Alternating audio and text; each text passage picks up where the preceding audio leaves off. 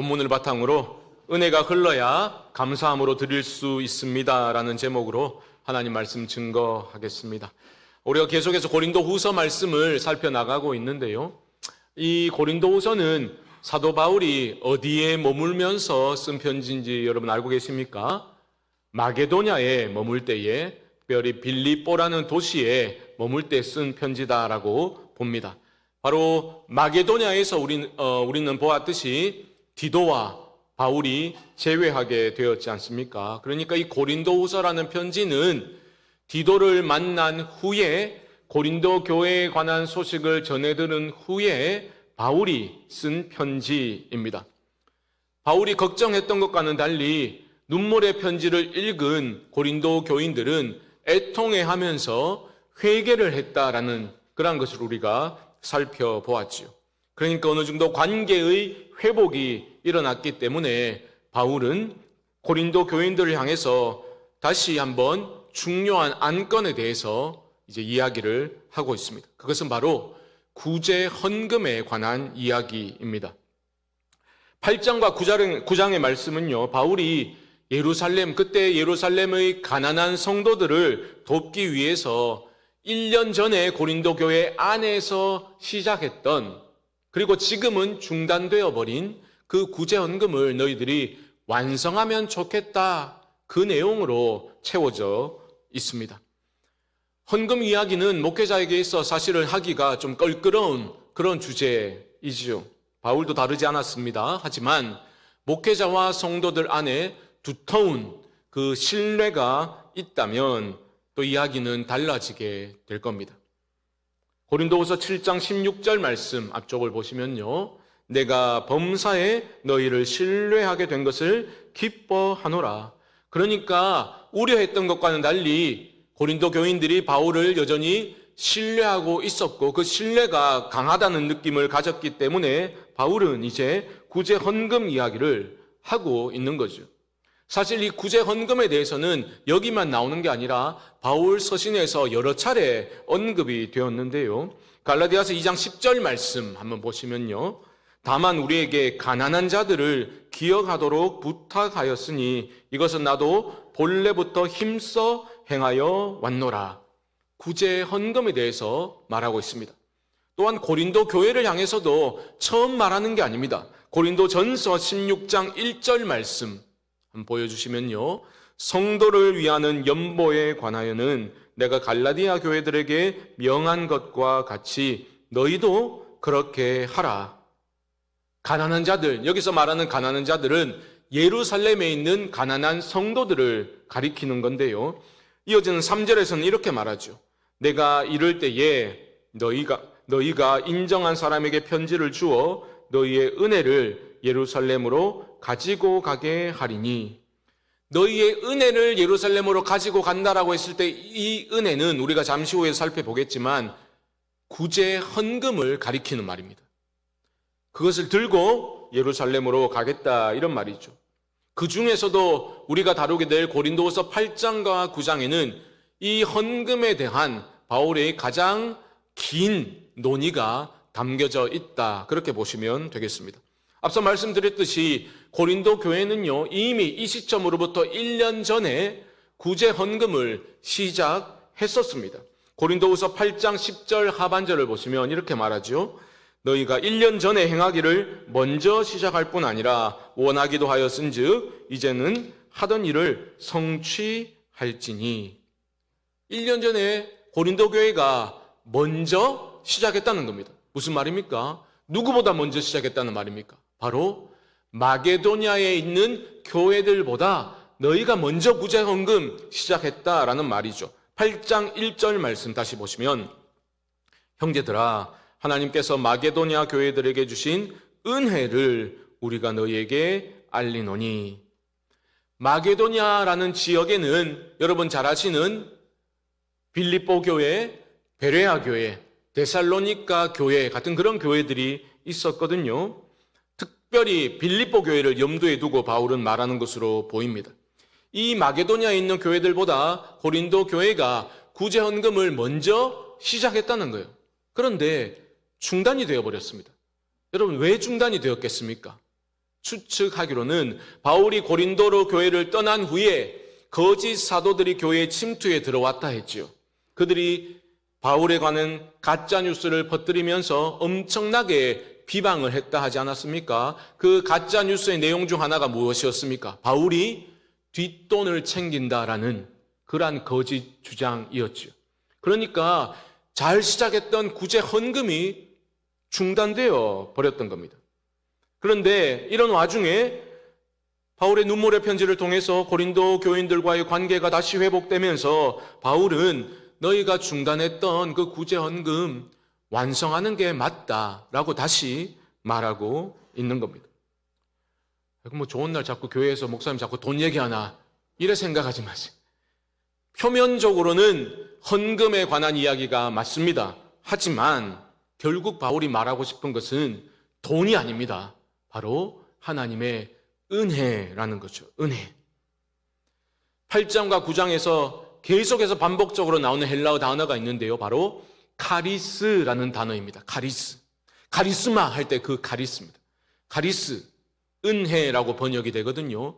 계속해서 등장하는 단어입니다. 그것을 여러분 집중하셔야 되는데요. 바울은 고린도 교회를 향해서 너희들보다 후에 시작한 마게도냐 교회들도 훌륭하게 구제 헌금을 완성했다라고 권면을 그렇게 시작하고 있습니다. 여러분 오해하시면 안 됩니다. 지금 바울은 그렇게 단순히 경쟁심을 좀 부추겨가지고 헌금을 많이 걷기 위해서 지금 머리를 쓰고 있는 것이 아니다라는 겁니다. 바울은요, 마게도냐 교회들이 잘했어요. 하지만 그 마게도냐 교회의 탁월성을 강조하는 게 아니라 그 교회들에게 임한 하나님의 은혜를 강조하고 있습니다. 1절을 다시 보십시오. 형제들아, 하나님께서 마게도냐 교회들에게 주신 은혜를 우리가 너희에게 알리노니. 나는 지금 하나님이 그들에게 주신 은혜를 너희에게 지금 알려주고 있는 거야 말하고 있습니다. 너무너무 중요하죠. 여러분, 하나님의 은혜가 신자의 모든 섬김과 헌신과 헌금의 기초라는 사실을 여러분 잊지 마시기 바랍니다. 어떤 나의 잘남과 나의 탁월함 무엇인가를 드러내는 각종 간증이 위태로워 보이는 이유가 바로 여기에 있습니다. 여러분이 혹시라도 정말 주님을 사랑하는 마음으로 하나님이 주신 마음에 순종해서 섬기거나 시간을 드리거나 재능을 드리거나 물질을 드렸을 때 내가 어떤 손해를 감수한 일이 있다면 그 모든 것은 내가 잘나서가 아니라 나의 탁월함이 아니라 오직 하나님의 은혜로만 가능했던 일임을 여러분의 신앙의 고백으로 올려드릴 수 있기를 바랍니다. 내가 나 된 것은 하나님의 은혜로 된 것이니 내가 한 것이 아니요 오직 나와 함께 하신 하나님의 은혜로라. 이 사도 바울의 고백이 우리 모두의 고백이 될 수 있기를 주님의 이름으로 축복합니다. 이런 참된 은혜가 있어야 공동체 안에도 놀랍고 아름다운 일들이 일어날 수 있는 겁니다. 사실 사도 바울이요, 이 마게도냐 지역을 방문했을 때에 마게도냐 그 교회들의 형편은 너무너무 어려운 그런 상황이었습니다. 그 지역 전체가 경제적으로 힘들었다라고 보기는 어렵고요. 특별히 그 지역에서 예수님을 믿는 성도들에게, 교회들에게 가해진 핍박이 매우 심했던 것으로 보입니다. 그러니까 그들은 예수 믿는다는 이유로 그 지역 사회에서 배척을 받은 거예요. 경제적으로도 큰 어려움에 봉착하게 됐던 겁니다. 예수 믿는다는 이유로 지금까지 잘 거래하던 거래처에서 거래를 끊어버립니다. 그리고 물건을 공급해 주던 그런 업체에서 더 이상 물품을 공급해 주지 않습니다. 큰 위기를 맞이하게 된 거죠. 여러분이 그런 상황에 처하게 된다면 어떻게 하시겠습니까? 아이고, 내가 괜히 믿어가지고 좀 원망하고 불평하는 마음이 우리 안에 일어날 수 있잖아요. 그런데 마게도냐 성도들은 세상이 전혀 이해할 수도 없는, 세상이 예상치 못했던 그런 일들을 해버렸습니다. 그게 2절이죠. 2절 말씀 보시면 환난의 많은 시련 가운데서 그들의 넘치는 기쁨과 극심한 가난이 그들의 풍성한 연보를 넘치도록 하게 하였느니라. 여러분, 오늘 말씀에서 기억하셔야 할 표현이 하나 있는데요. 바로 은혜의 역설입니다. 역설. 이게 바로 역설이죠. 마게도냐 성도들은 예수 믿는다는 이유로 엄청난 핍박을 받았습니다. 환난의 많은 시련 가운데서도 역설적으로 그런데 그들이 무엇을 누렸습니까? 넘치는 기쁨을 누리게 되었습니다. 하나님의 은혜에 사로잡힌 성도들은 극심한 가난 중에도 역설적으로 풍성한 연보를, 구제 헌금을 드릴 수 있게 되었다라는 거죠. 도무지 어울릴 수 없는 조합이죠. 넘치는 환난과 넘치는 기쁨이 함께 나오고 있습니다. 극심한 가난과 넘치는 연보가 함께 나오고 있습니다.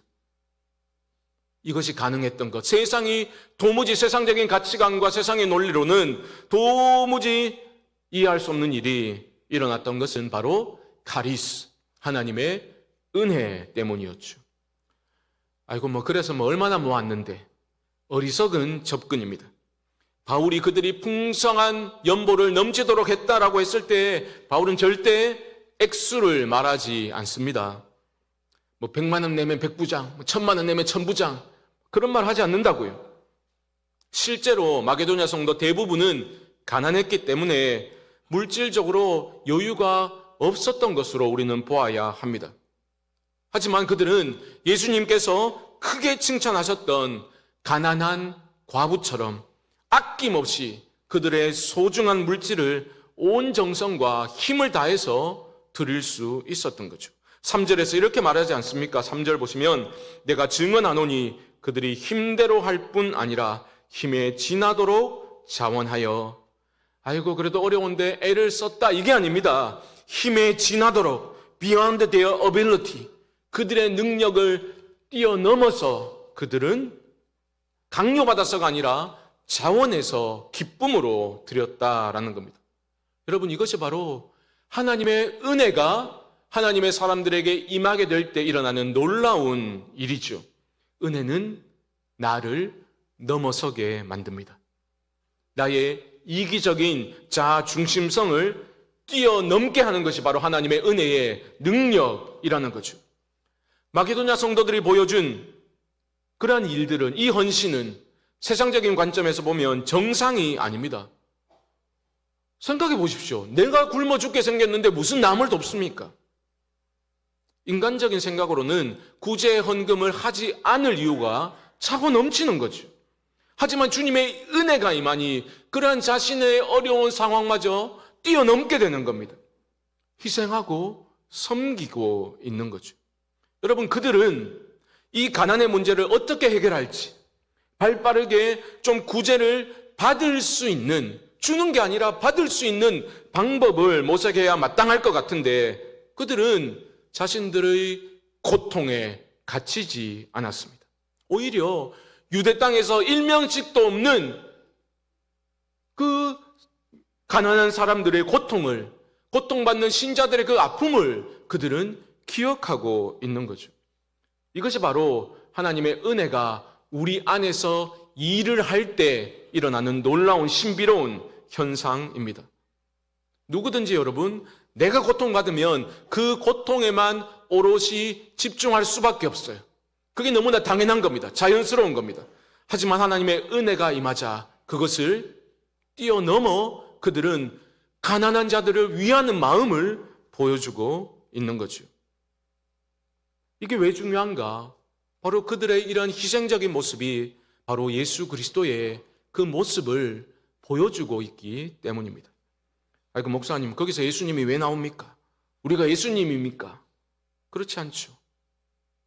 신앙이 무엇입니까?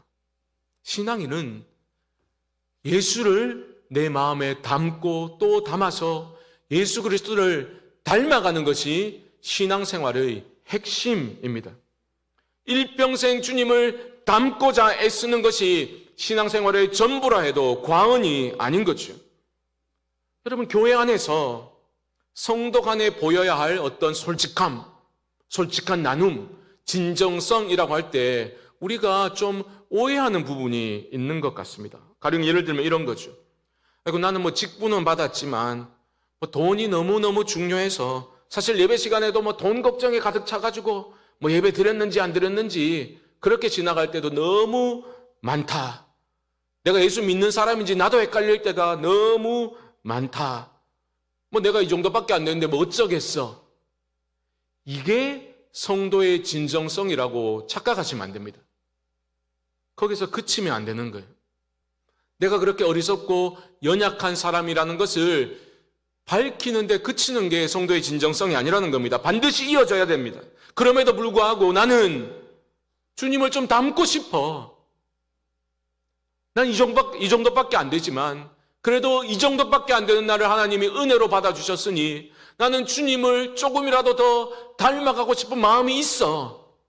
이게 성도가 보여야 할 진정성이죠. 나 자신을 보면 소망이 없지요.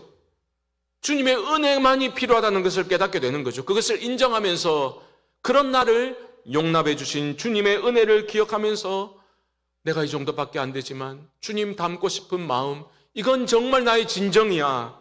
이것이 성도의 나눔 가운데 드러나야 할 진정성이다라는 것을 기억하셔야 합니다. 왜 이런 말씀을 드리는가? 우리 모두에게는 예수 그리스도의 십자가의 은혜가 필요하기 때문입니다. 마게도냐 성도들이 극심한 가난 중에도 넘치는 구제헌금을 드릴 수 있었던 것은 오직 은혜 때문이었잖아요. 그 은혜는 무엇입니까?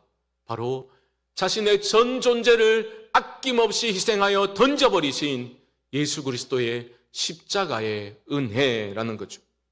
그 은혜로 충만하게 되면 내 삶 가운데 그 주님의 희생과 사랑이 나타나게 되는 겁니다. 억지로 드러내지 않아도 나타나게 되는 거죠. 인간의 결단과 인간의 소행이 아닌 겁니다. 생각해 보십시오. 내가 극심한 가난에 처하게 되었는데 구제헌금을 드려야 하는 게 아니라 받아야 되는 거 아닙니까? 그렇게 주장해야 될 것 같지 않습니까? 하지만 마게도냐 성도들은 오히려 구제헌금에 우리도 좀 동참하게 해달라고 간청까지 하였습니다. 4절 말씀 보시죠. 이 은혜와 성도 섬기는 일에 참여함에 대하여 우리에게 간절히 구하니, 무슨 말입니까? 우리도 예루살렘의 가난한 성도들 좀 도울 수 있도록, 구제헌금 할 수 있도록 좀 우리도 하게 허락해 주세요라고 간절히 매달렸던 겁니다. 이것이 바로 은혜가 우리 안에 일할 때 일어나는 신비로운 현상이지요. 나를 뛰어넘어서, 상황을 뛰어넘어서 일을 하게 하는 겁니다. 그것이 무엇으로 나타났습니까? 극심한 가난 중에도 넘치는 연보로, 구제헌금으로 나타나게 되었습니다. 여러분, 돈이 아닙니다. 돈 생각하지 마십시오. 그들은 먼저 자신을 드린 겁니다. 그게 5절 말씀이죠. 5절 보시면 우리가 바라던 것뿐 아니라 그들이 먼저 자신을 주께 드리고 또 하나님의 뜻을 따라 우리에게 주었도다. 여러분, 그들은 헌금하기 전에 무엇을 드렸다고요? 자신을 드린 거예요. 자신을. 꼭 기억하십시오. 참된 헌신이 먼저입니다. 헌금은 따라오는 거죠. 자신의 전부를 날 위해서 내어주신 그 주님의 은혜가 내 안에 충만할 때에 우리는 이런저런 계산을 하지 아니하고 먼저 주님께 나 자신을 드릴 수 있게 되는 겁니다. 나를 주님께 드리면 어떤 일이 일어납니까? 나와 주님이, 그 마음이 하나가 되는 거죠. 주님의 마음이 내 마음을 사로잡게 되는 겁니다. 그렇게 되면 나처럼 고통받고 있는 다른 지체를 위해서 희생하고 섬길 수 있게 되는 것입니다. 내가 주님으로 배부르면 물질로 인한 두려움과 또한 물질을 향한 욕망에서 벗어날 수 있게 되는 거죠. 교회사를 보십시오. 가장 가난했던 교회들이 궁핍한 사람들을 돕는 일에 가장 너그러웠다는 사실을 여러분 발견하게 되실 겁니다. 뭘 말합니까? 내가 얼마나 가졌는가의 문제가 아니라는 겁니다. 내 안에 은혜가 흐르고 있는가? 나는 하나님으로 배부른가? 나는 하나님께 부요한 사람인가? 이 문제인 거죠. 마게도냐 성도들의 그 극심한 가난 중에 헌신했던 모습, 단순한 진리를 하나 우리에게 알려주고 있죠. 돈 많다고 헌금 많이 하는 거 아닙니다. 많은 은혜를 받은 사람이, 내 안에 은혜가 흐르고 있는 사람이 감사함으로 헌금할 수 있는 거죠. 사랑하는 성도 여러분, 저는 우리 모두가 십자가의 은혜, 십자가 복음의 은혜에 깊이 잠겨서 그 은혜에 대한 감사로 나 자신을 주님께 드리고 도무지 갚을 수 없는 그 은혜에 대한 마땅한 반응으로 감사함으로 헌신하고 감사함으로 헌금할 수 있게 되기를 주님의 이름으로 축복합니다. 정리해 보겠습니다. 오늘 설교 제목이 무엇이라 했습니까? 은혜가 흘러야 감사함으로 드릴 수 있습니다. 입니다. 은혜의 흐름이라는 표현에 여러분 주목하셔야 합니다. 앞서 언급했듯이 고린도후서 8장과 9장 관통하고 있는 한 단어가 무엇이라 했습니까? 카리스, 은혜입니다. 그런데 재밌는 것은 이 카리스라는 단어가 그 단락에서 세 가지 의미로 사용이 되었다라는 겁니다. 첫째는 뭐냐? 우리가 잘 아는 하나님의 은혜, 예수 그리스도의 복음의 은혜로서의 카리스입니다. 예를 들면 1절 말씀에서 이렇게 말했죠. 마게도냐 교회들에게 주신 은혜를 우리가 너희에게 알리노니, 이 은혜는 카리스입니다. 예수 그리스도의 복음의 은혜이지요. 하지만 이 카리스는 구제 헌금이라는 뜻으로도 사용이 되었습니다.